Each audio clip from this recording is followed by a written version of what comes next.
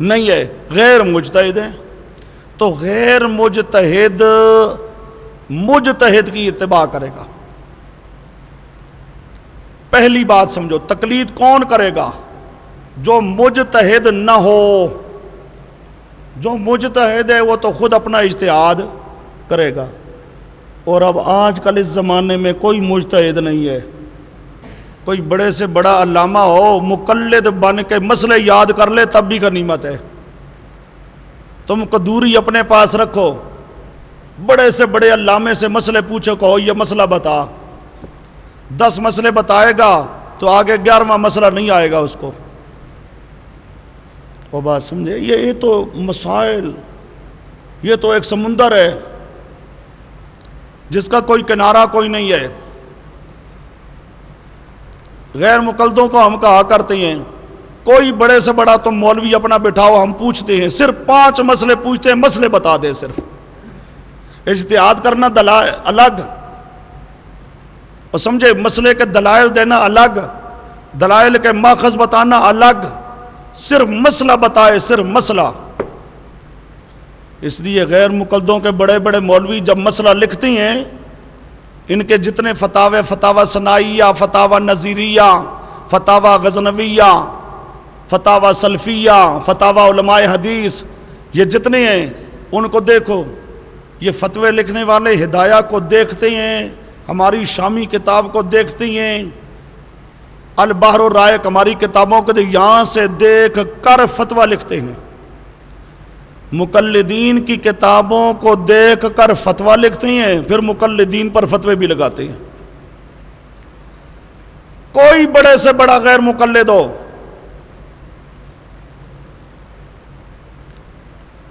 ایک ساتھی کو میں نے کہا پوچھ اس فلاں اپنے بڑے علامے سے ناخن کاٹنے ہیں کہ نہیں کاٹنے؟ کاٹنے جی۔ میں نے کہا اس سے پوچھو ہاتھ کے ناخن کاٹنے ہیں کس طرح کاٹے، پاؤں کے ناخن کاٹنے ہیں کس طرح کاٹے، بس یہیں پوچھو۔ فبہت الذی، وہ کہنے لگا یار یہ باریکیاں حنفی لوگ جانتے ہیں۔ بلے، یہ باریکیاں حنفی لوگ جانتے ہیں۔ تو بات کو سمجھو، تقلید کرے گا کون؟ جو مجتہد نہیں ہوگا، ایک بات۔ دوسری بات، تقلید کرے گا کس کی؟ جو مجتہد ہوگا۔ تیسرا، تقلید کرے گا کن مسائل میں؟ تقلید کرے گا کن مسائل میں؟ تو سمجھو، شریعت کے کچھ مسائل ہیں منسوس اور کچھ مسائل ہیں غیر منسوس۔ منسوس صراحتاً قرآن کی آیت موجود ہو، صراحتاً قرآن حدیث موجود ہو، صراحتاً قرآن اور حدیث کا واضح فیصلہ موجود ہے، یہ منسوس ہے۔ اور جو صراحتاً موجود نہ ہو، صراحتاً موجود نہ ہو، وہ کیا ہے؟ غیر منسوس۔ اس غیر منسوس کو کہتے ہیں اجتہادی۔ اس کو کیا کہتے ہیں؟ اجتہادی۔ مثال سمجھو، قرآن اور حدیث میں مسئلہ ہو ہی کوئی نہیں، تب بھی اجتہاد کرنا پڑے گا۔ قرآن اور حدیث میں موجود ہو، قرآن اور حدیث میں موجود ہو، لیکن اس کے معنی مختلف ہوں۔ اب ثلاثۃ قروء، 3 قروء، اب یہ مسئلہ قرآن میں موجود ہے، لیکن قروء کا معنی حیض بھی تھے، قروء کا معنی طہر بھی۔ اب بعض امام کہیں گے قروء کا معنی حیض، بعض کہیں گے قروء کا معنی طہر، تو دونوں معنوں کا احتمال ہے۔ تو یہ اب یہ آیت کیا ہو گئی؟ اس میں 2 معنوں کا احتمال، تو یہ آیت محتمل۔ جب محتمل ہو تو یہ منسوس نہیں ہے، گویا کہ واضح نص نہیں ہے، اس میں احتمال ہے، اس معنی کا بھی احتمال تھے، اس معنی کا بھی احتمال۔ سرے سے قرآن اور حدیث میں ہو ہی کوئی نہ، ایک دوسرا ہو لیکن محتمل ہو، تیسرا ہو معنی واضح ہو لیکن متعارض ہو، اس کے تعارض میں دوسری نص موجود ہو۔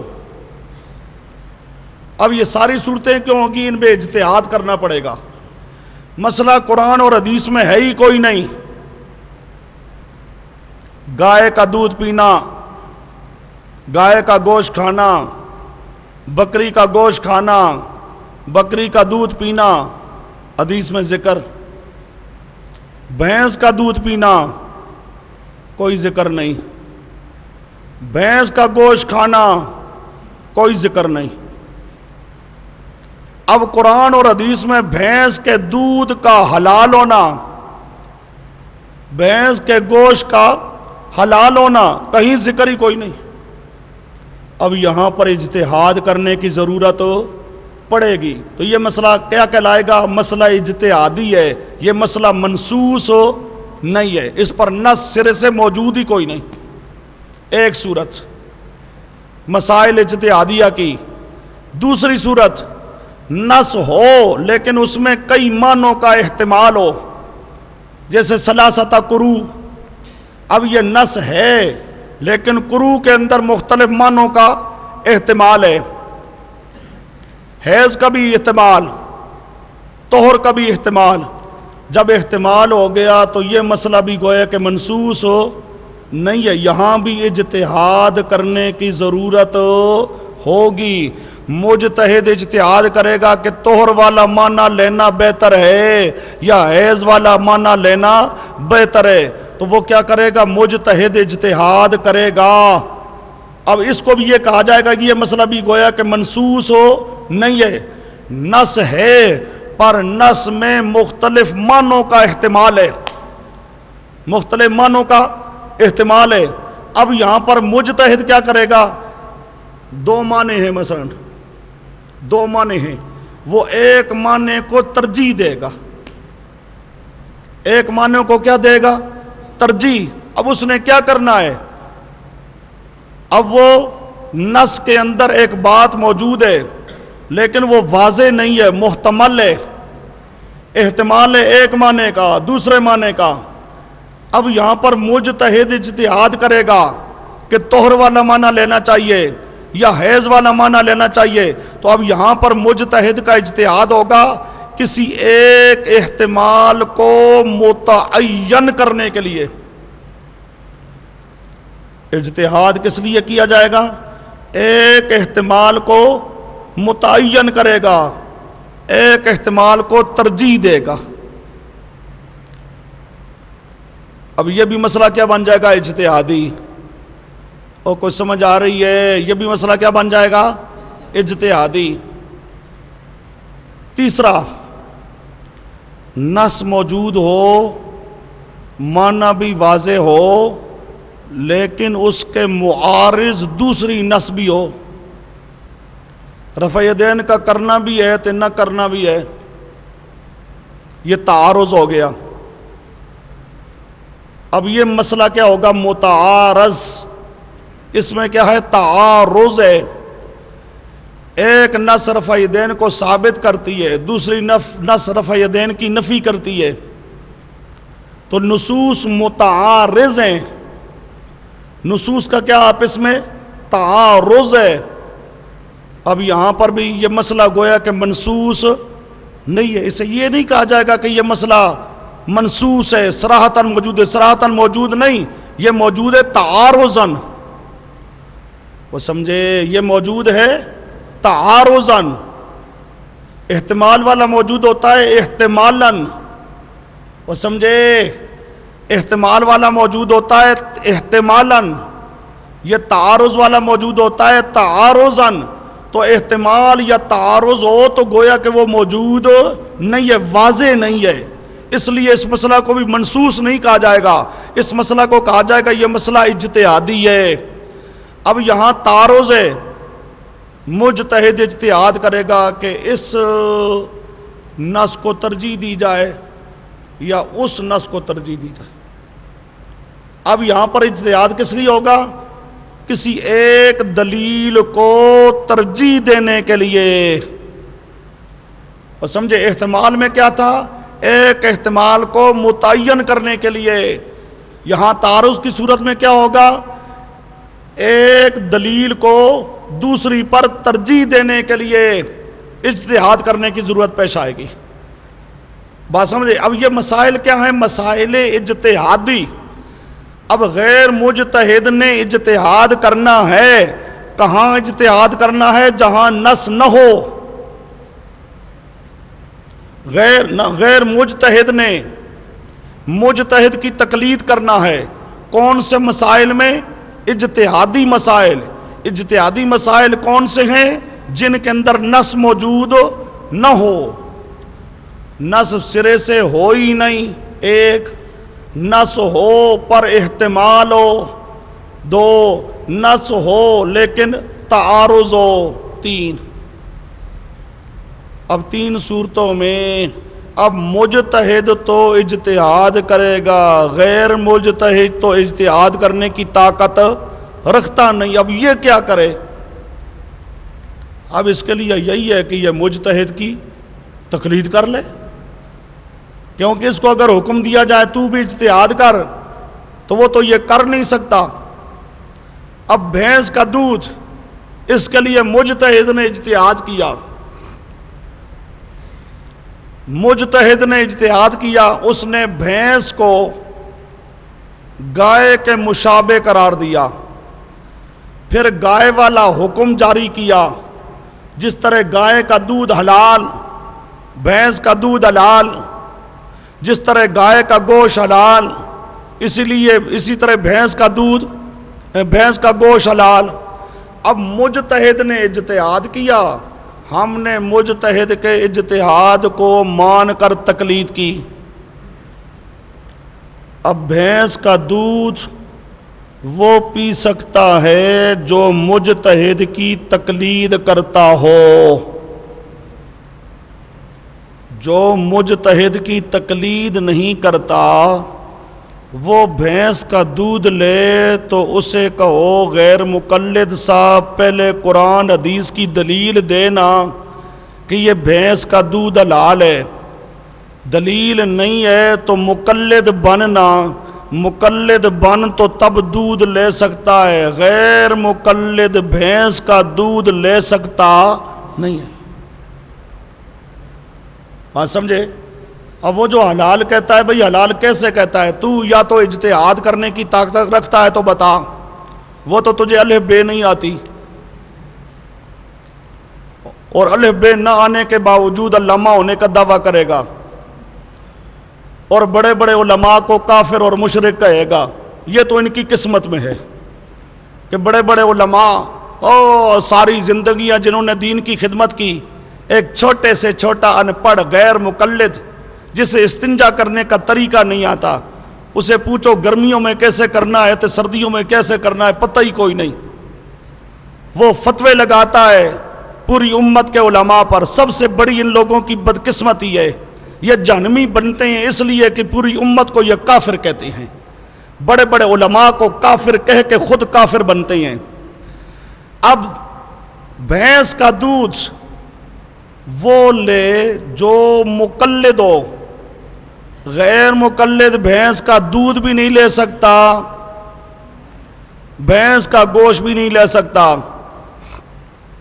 اچھا جی، اب یہاں پر مجتہد اجتہاد کرے گا. آگے آئیے.